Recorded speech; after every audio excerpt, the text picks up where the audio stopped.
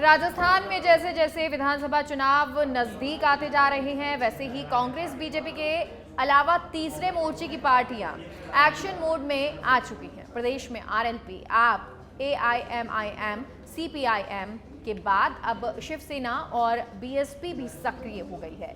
Third front के सभी दल किसी न किसी मुद्दे को लेकर जनता के बीच जा रहे हैं और 2023 के चुनावों के लिए सियासी जमीन तलाशने की जुगत में लगे हैं। देखिए ये खास रिपोर्ट।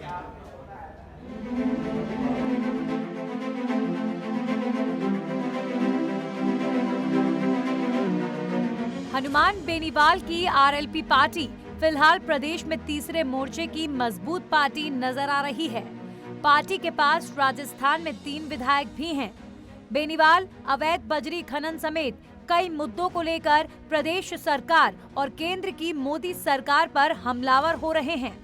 वहीं 2023 के चुनाव में गठबंधन नहीं भी होता है तो अकेले दम पर सरकार बनाने का दावा कर रहे हैं। देखिए, हमारी जबरदस्त तैयारी है और चूंकि चुनाव राजस्थान का जनता लड़ रही है, इस बार खुद ही जनता बनाम कांग्रेस भाजपा, कांग्रेस मुक्त राजस्थान, भाजपा मुक्त राजस्थान, मोदी की किसान जवान विरोधी नीतियां, राजस्थान की भ्रष्टाचार और अपराध और लूट खसोट राजस्थान सरकार की, इन मुद्दों पर चुनाव के अंदर हम उतरेंगे। आरएलपी का हमारा जो एजेंडा है कि टोल मुक्त राजस्थान, फ्री बिजली, आपका कर्ज मुक्त किसान, मजबूत लोकपाल। राजस्थान में आज तक सफल नहीं हो पाया तीसरा मोर्चा। तीसरा दल बनाकर बड़े बड़े धुरंधर हुए फेल। 2023 के चुनावों में तीसरे मोर्चे की डगर कठिन। पिछले चुनावों में आम आदमी पार्टी की सभी जगह हुई थी जमानत जब्त। 2018 चुनाव में आरएलपी को मिली थी मात्र 3 सीटें। पहली बार प्रदेश के चुनावों में उतरेगी एआईएमआईएम। 2018 चुनावों में बीएसपी को मिली थी 6 सीटें। बीएसपी के सभी विधायक हो गए थे कांग्रेस में शामिल। वहीं माकपा और बीटीपी के पास हैं 2-2 विधायक। विधानसभा चुनावों को लेकर आम आदमी पार्टी के कार्यकर्ताओं में खासा उत्साह नजर आ रहा है, क्योंकि पिछले कुछ महीनों से पार्टी ने 5000 से ज्यादा कार्यकर्ताओं को कार्यकारिणी बनाकर अलग अलग पदों की जिम्मेदारी दी है। वहीं पार्टी सुप्रीमो अरविंद केजरीवाल और पंजाब सीएम भगवंत मान ने राजस्थान आकर कार्यकर्ताओं में जोश भरा। निश्चित तौर पे जो हमारी तैयारी 200 की 200 विधानसभाओं में है और बड़ी मजबूती से तैयारी है। हमने हर विधानसभा में 4-4 ब्लॉक इंचार्जेस बनाए हैं। लगभग हमारे 800 जो है ब्लॉक इंचार्ज हर विधानसभा के हिसाब से पहुंच गए हैं। फिर हमारे सर्कल इंचार्ज, जिनको हम कहते हैं, हर 10 गाँवों पे एक सर्कल इंचार्ज हर जो है बूथ पे भी बना रहे हैं। तो हम संगठन हमारा काफ़ी आगे बढ़ गया है।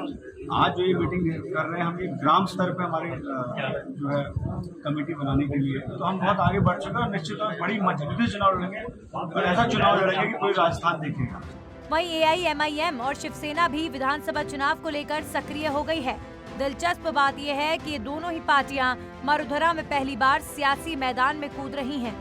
ऐसे में दोनों ही पार्टियों के सामने खाता खोलना भी बड़ी चुनौती है। लेकिन पिछले दिनों एआईएमआईएम सुप्रीमो असदुद्दीन ओवैसी ने प्रदेश अध्यक्ष से लेकर कई पदों की सूची जारी कर संगठन और कार्यकर्ताओं में जोश भरा। वहीं शिवसेना के प्रांत प्रमुख चंद्रराज सिंघवी ने भी जयपुर में प्रेस कॉन्फ्रेंस कर करीब 50 सीटों पर चुनाव लड़ने का ऐलान कर दिया। मैं आप लोगों से इल्तिजा करता हूँ, आप लोगों से दरख्वास्त करता हूँ कि मजलिस के पास आइए, मजलिस के साथ जुड़िए, पार्टी को मजबूत कीजिए। हमें एक एक कार्यकर्ता की बहुत सख्त जरूरत है। आप अपने हक के लिए, अपने हुकूक के लिए जमीन पर उतरिए, लड़िए। जब तक आप लड़ेंगे नहीं, आपको हक नहीं मिलेगा। और ये लड़ाई में इंशाअल्लाह मजलिस आपके साथ रहेगी, बैरिस्टर साहब आपके साथ रहेंगे, आपके हक के लिए हमेशा बोलते रहेंगे, चाहे वो संसद हो या संसद के बाहर हो। एक ही शेर है जो आप लोगों की आवाज उठाता है हमेशा, वो है हमारे कायद बैरिस्टर असदुद्दीन ओवैसी साहब। हम 200 की तैयारी करेंगे, लेकिन हम 50 सीटों पर अंतिम राउंड पर पक्का लड़ेंगे। लड़ तो ज्यादा भी सकते हैं, और हमारी जिम्मेदारी में एक बात कही गई है, समान विचारधारा वाले, समान आचार वाले, समान व्यवहार वाले, समान उद्देश्य रखने वाले उन देशभक्तों को हराने का हम कभी प्रयास नहीं करेंगे। मैं बताऊंगा ना, आप क्यों नहीं, सामने हमारा राष्ट्रीय नेता एकनाथ शिंदे है, पर हमारा भारत का नेता तो नरेंद्र मोदी है। तो जो नरेंद्र मोदी में विश्वास रखता है उसी को हम मानेंगे। हालांकि 2024 के लोकसभा चुनावों में बीजेपी को हराने के उद्देश्य से बनाई गई विपक्षी एकता का राजस्थान में कोई असर नहीं दिख रहा, क्योंकि तीसरे मोर्चे के मुखियाओं ने विधानसभा चुनावों में भाजपा और कांग्रेस उम्मीदवारों को खुली टक्कर देने का ऐलान कर दिया। फिलहाल किसी भी तीसरे मोर्चे की पार्टी के पास ऐसा सियासी सेनापति नजर नहीं आ रहा जिसके चेहरे पर जनता अपना समर्थन दे। सच बेधड़क के लिए जयपुर से सुनील यादव की खास रिपोर्ट।